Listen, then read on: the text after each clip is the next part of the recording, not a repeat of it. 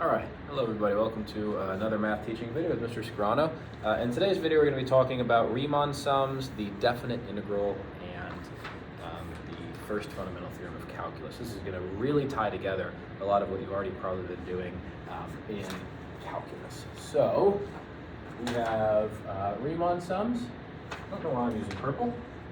Let's try to use a black marker instead. All right, we got Riemann sums. Definite integral, so Riemann sums, and the definite integral.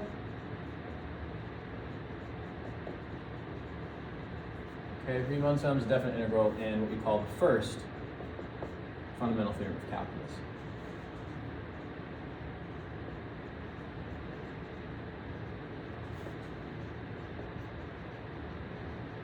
Okay, now we have two fundamental theorems of calculus. Today we'll be talking about the first fundamental theorem of calculus, and then we'll allude a little bit to the second fundamental theorem of calculus. Okay, so Riemann sums. So this is something you've been talking about for a while. So Riemann sums, let's draw up three graphs just side by side.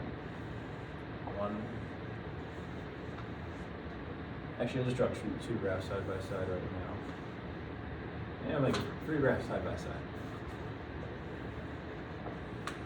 All right, and let's just sketch up a graph of f of x equals 3x plus 2 on each. And you don't need to be very exact here. Okay. Okay, f of x equals 3x plus 2. And let's say we're going from 0 to 2. Okay. And let's use 4 rectangles, just for this first one.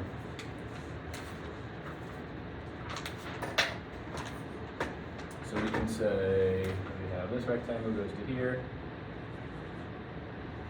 rectangle 2, rectangle 3, and rectangle 4. Okay.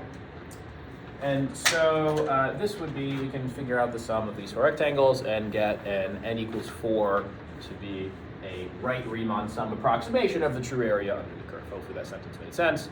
We'll get an n equals 4 right Riemann sum approximation for the true area under the curve. So what we can do is we can say, well, I know that we just want to do the summation. We have 4 rectangles, so from 1 to 4.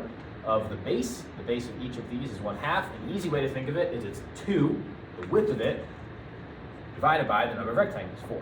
So 2 over 4, which is 1/2. Okay. Times the height. Now we know that height is going to have something to do with this, so 3 times something plus 2. Because the height relates to what the f of x is. And it's 3x plus 2, but here's the key for wanting to understand what's going on here. For right Riemann sums, we just want to understand that what we put in here is the width every time. Width times I plus v shift. Okay, and then don't worry about what the plus shift means right now, but in here you put in the width of each rectangle times I. We know the width is already 1/2, so this just becomes 1/2 I. The reason why there's no shift is because we're starting at 0. If we were going from 1 to 3, the shift would be 1, so it would be 2I plus 1. Okay, hopefully that's okay. All right, and if we were to do a left Riemann sum, it'd be width times I minus 1 plus the shift. Because left Riemann sums, you're not starting at like the first mark, you're starting at the 0th mark, so you have to take 1 away from that. Not mark 1, but mark 1. Okay, good. We can do some simplification from here. You can say, well, I know I can pull the 1/2 out. 1/2 times the summation from I equals 1 to 4.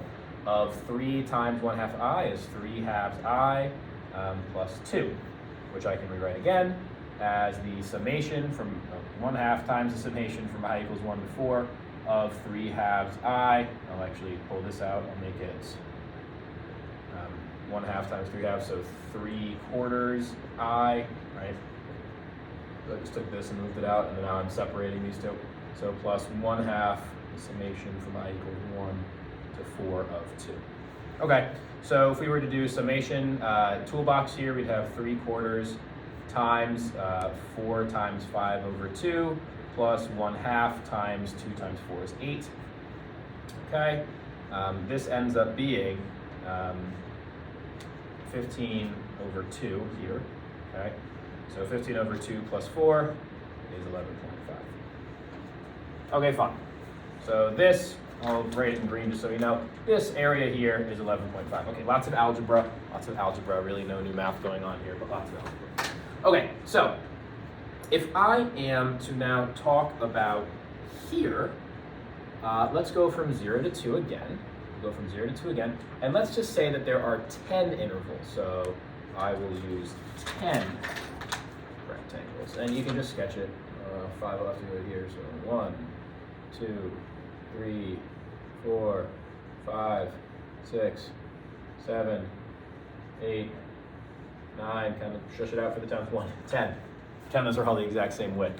All right, and so if we were to go through this, what we would see is we'd go, okay, well, this is the summation.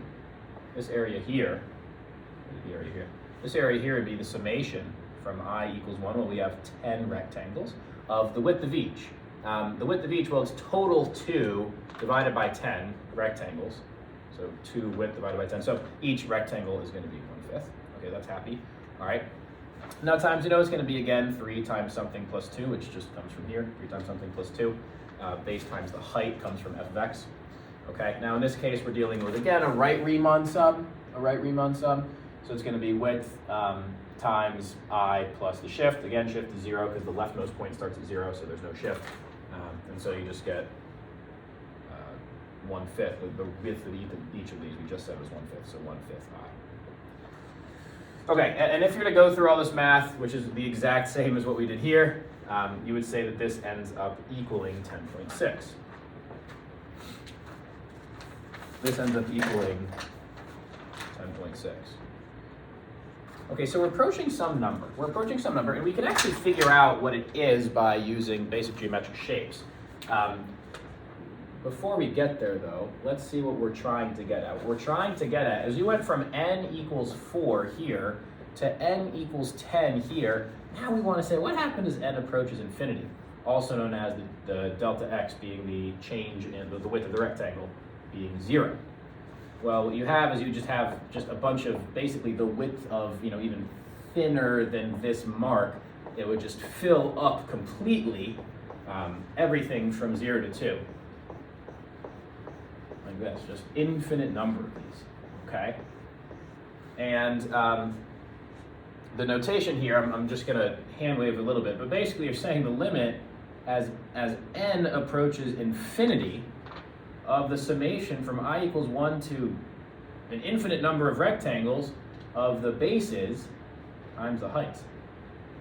Okay, and this exactness, we may talk a little bit about in class. But what this ends up being is we say that this ends up actually just, once you do end up doing a lot of algebraic simplification here, this ends up being 10, which is your true area under the curve. If you were to actually calculate this out, you get an area of 10. And so we can see it's going to be 10. Well, we can also just do this. We can do, all right, well, it's that shape plus that shape. That also gives us the area under the curve. This shape was a 2 by 2 rectangle, so that's 4. This shape, it starts at 2. It goes up to, well, 3 times 2 plus 2. How high is that? That's 8. So this is going to be a 6 by 2. Divided by 2 because it's a triangle. So that's going to be 6. So 6 plus 4 gives the area, which is 10. Okay? Now, this is interesting to us. And the reason why it's interesting to us is because we can relate this to definite integrals using what's called the first fundamental theorem of calculus. So I'm going to do a little bit of erasing, just to get a little bit of room here. All right, so now what can we do with this? Well, what we can do is we can start talking about the definite integral. If this was an infinite approach to Riemann sums, it's really this idea here connects us to definite integrals as n approaches infinity. As n approaches infinity, we get the definite integral.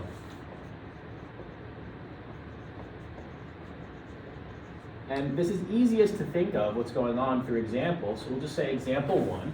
We say we want what's called the definite integral from 0 to 2. We're wanting to find the area under the curve from 0 to 2 of the function 3x plus 2. That's exactly what we've been doing, right? We've taken 3x plus 2, we're trying to find the area under that curve from 0 to 2. Okay? So the area under the curve is what the integral tells us. So the integral from 0 to 2 of 3x plus 2. Here's what you do. The integral of 3x is 3 halves x squared plus, and then the integral of 2 is 2x. And you just do this. You say, well, I want it from 0 to 2. So the first thing I'm going to do is I'm going to take 2 and plug it in. I'm going to take 0 and plug it in. I'll start with the 2. So I do 3 halves times 2 squared plus 2 times 2. So I plug that in, then I subtract it from plugging this in. So minus 3 halves times 0 squared plus 2 times 0. This ends up being 2 squared divided by 2 is 2. 6 times 2 is 6. 6 plus 4 minus 0 equals 10. So the definite integral, just having to go through this math, is the same thing as using a Riemann sum-based approach, as n approaches infinity, to find the area under the curve. It gives you the same thing. Okay, now, this concept is the first fundamental theorem of calculus. Okay, and I'll, actually, we can do a second example and then talk about what the first FTC says. But example 2 would be, well, let's sketch and find the definite, I'll just call it the area under the curve for the equation f of x equals x squared plus 1 in the interval 1 to 4. Okay, now if we were doing a Riemann sum approach, you'd have to worry about some stuff in here. Specifically, because it starts at 1, the shift would be plus 1 here. Okay, when you plug it in here, just giving you a heads up there. Okay, so f of x equals x squared plus 1 from 1 to 4. So you're finding the area under the curve here. And if we were to sketch it, sketching it's easy, right? It just looks like this. X squared plus 1. You're going from 1 to 4. You start at 1 comma, well, 1 squared is 1, so you start at 2. And you go up to 17. This. So this is what the basic curve would look like. And you're trying to find this area. And you could do a whole bunch of different Riemann sums, but you're really just trying to find what this area is. The area under this curve. You could use Riemann sums. You could try to, like, I don't know, maybe like a rectangle here, and then like a triangle thing here to approximate, and then another triangle. You could try to find a way to do this with Riemann sums and with approximations, but you'd only get an approximation. And as n approached infinity for a rectangle-based approach for this,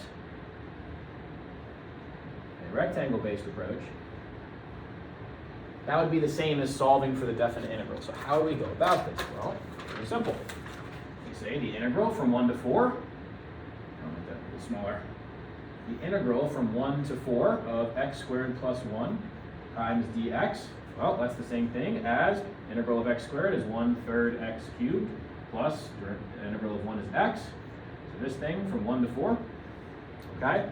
And then now, we just plug it in. 4 cubed is 64 over 3 plus 4, right?